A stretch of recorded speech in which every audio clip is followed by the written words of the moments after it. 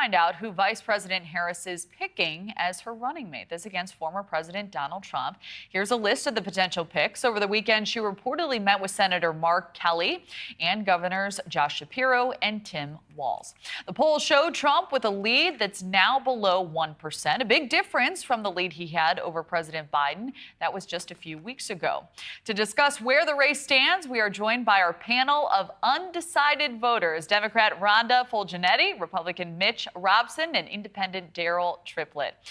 Wonderful to have you all. Thank you for being here. Daryll, I'd like to start with you.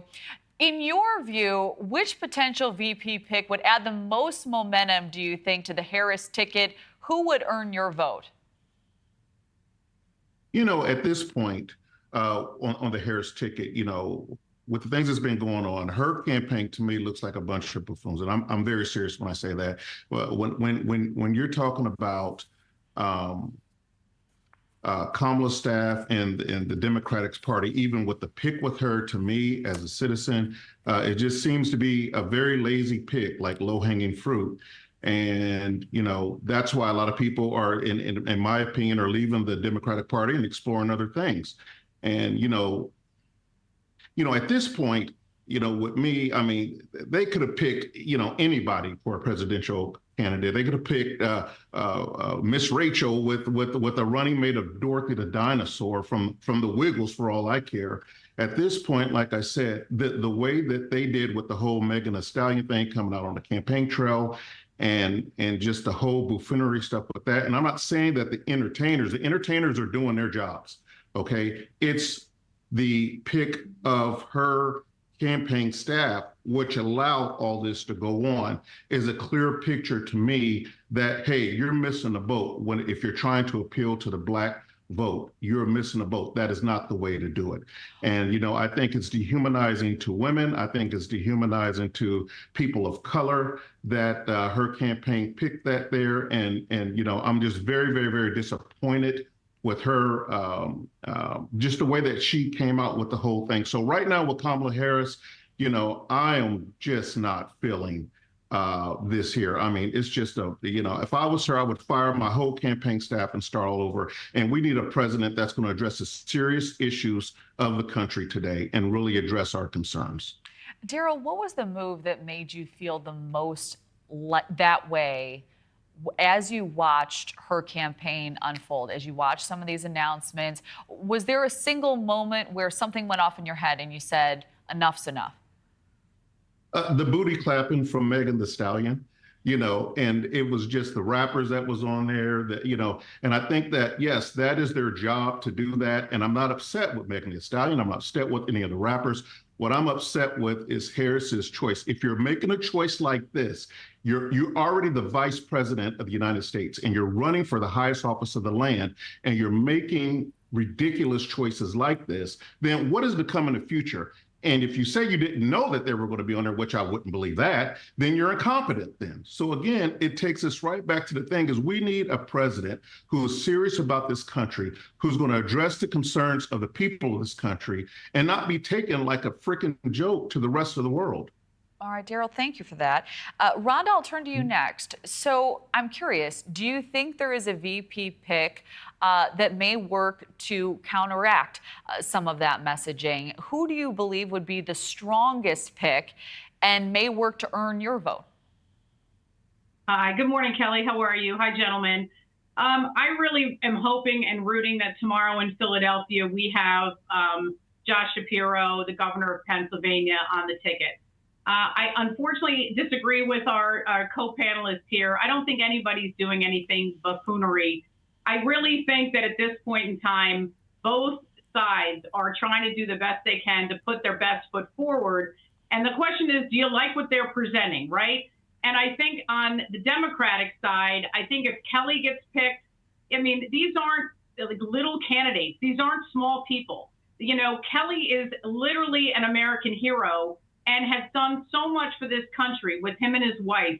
It's actually offensive to hear that that pick would not be a good pick for this country. In addition to that, you have Josh, who has done so much for the state of Pennsylvania. I am from the Philadelphia area. I know what he's done for the state, and I know how hard he can campaign. So I really believe that either one of those choices in my book would propel the Harris campaign to where they need to go, and we could address the issues we wanted to address. My biggest concern about Josh is probably, we have a very big divide right now between the Palestinian contingent and the Jewish contingent. And how does his religion and his faith factor into that? Should it even factor into that? But unfortunately, we need to discuss it. But just bringing it back home to you, I really think that out of this, the candidates that are remaining left, the viable candidates, we have two really strong men who have been devoted to the country for a very long time. And you contrast that with J.D. Vance, who is calling women who can have children or women who choose to not have children cat ladies. I think if there's buffoonery going on, it's on the other side right now. And as an undecided voter, it's very, very hard to weed through how both sides can't get this right.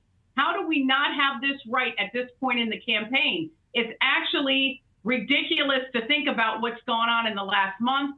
I mean, I'm glad that the Democratic ticket kind of cleaned up the ticket. But on the Republican side, pick Nikki Haley, pick Ron DeSantis, pick somebody that can give that ticket more credibility than J.D. Vance. How much, Rhonda, would you say her VP pick? Because it sounds like while you may be undecided, you have strong feelings about what's happening during these campaigns. I think most of America does. Actually, I'm very impressed that we have 3 undecided voters at this point, because this is exactly who both candidates want to talk to. So it's fascinating to pick your brains. Rhonda, would there be a VP choice who you would say on the table now for Harris that you would say, if she goes this way, I'm going to support the other side? I would have to say Kelly. I just think Kelly is just like really what he's done for the country and what he puts forward would probably, swing me that way. Having said that, I love Josh Shapiro. I think he would be a good candidate as well. But if you take a look at Kelly, his record, his demeanor, for all that's holy, I really think we need somebody who has some calmness in this campaign. I think the country needs that. And I think Kelly could give us that. And his life experience and what he's been through and what his wife has been through just adds to his credibility and adds to the commitment he has. I mean, after Trump's assassination attempt, you would think that maybe Kelly would be afraid to do this. And after what his wife went through, you'd be afraid that that family would not want to give back to the country in this way. But the fact that he's willing to do it, I think will sway people across the aisle like me who are undecided, like all across the country. I think he could make a difference. So we've talked a lot about the left. Mitch, I'm excited to pick your brain and get your perspective on all of this. Do you think the former president going after the Harris campaign, going after some in his own party, is the most effective way to reach out to voters like you? If so, or if not, what would you suggest to his campaign at this hour? So I would suggest that he go after her campaign. This is politics. This is presidential race. I just think he needs to go about it in a more tactful way. He's spent a lot of time in the last, week or so, kind of targeting her identity, whether she's Indian American or whether she's Black. And it just doesn't seem to be an effective strategy. I think a way better strategy would just be attacking her plainly, simply on her record of radicalism in the Senate, on her record of radicalism as the vice president, whether it's her support for Medicare for all, Green New Deal, her record in crime, her record as the border czar, as the VP. I mean, Trump has the luxury, I think, in this election cycle of being able to appeal to the median voter in saying, you're with me on these issues more than you're with her. Not every election cycle does the Republican have the ability to do that. Oftentimes, the median voter just ideologically is going to agree more with the Democrat. But Trump, not in every issue, but in aggregate, Trump has her beat on the issues in terms of what voters care about, immigration, the economy. So if he just sticks to that and demonstrates Kamala Harris's record of radicalism, all of her conversations about equity that she constantly promotes, I think that's going to resonate with voters a lot more than, unfocused attacks about her identity, her background. So he should be going on offense, just Okay. not in this way. And that's very interesting. So it sounds to me, and I see Daryll nodding at all of this. This is fascinating. When you say that, Mitch, when you say that he is winning on all of these issues, and I apologize, we're a bit short on time, why are you still saying that you're an undecided voter if you feel like he is the clear winner on the issues? Is it style points that make you fearful of voting for Donald Trump to be the next president of the United States? And if so, what concerns you the most about him holding that high office once again? I guess I'm mainly concerned that while I do think he has her beat on a lot of the core issues, I'm mainly concerned that he's going to be a repeat of his first term when it comes to issues like the national debt, when it comes to spending. I do want to see a president who is genuinely governing with a conservative agenda when it comes to the budget, when it comes to trying to address the national debt. And I think, Trump did not show that he is capable through one term of doing that. I am optimistic that maybe if he surrounds himself with better people, he can do better, but I'm not optimistic about that. Daryll, I'm going to give you final thoughts here. We only have about a minute left. What do you make of what Mitch just said? I see you nodding. I see you reacting to it. What are your thoughts? Well, to me, we've always had a deficit problem since the beginning of time. I don't know if Kamala is Monday through Wednesday she's Indian or Thursday through Sunday she's Black. I don't care anything like that. What I care about is the person who is our commander in chief, looking out for the United States of America, looking out for the little man and being fair and equal across the board. And I do not think that, and I'm sorry, I have to be honest, I do not think Kamala Harris is it. I think that the Democratic Party looked at it and said, oh, there's a Black woman.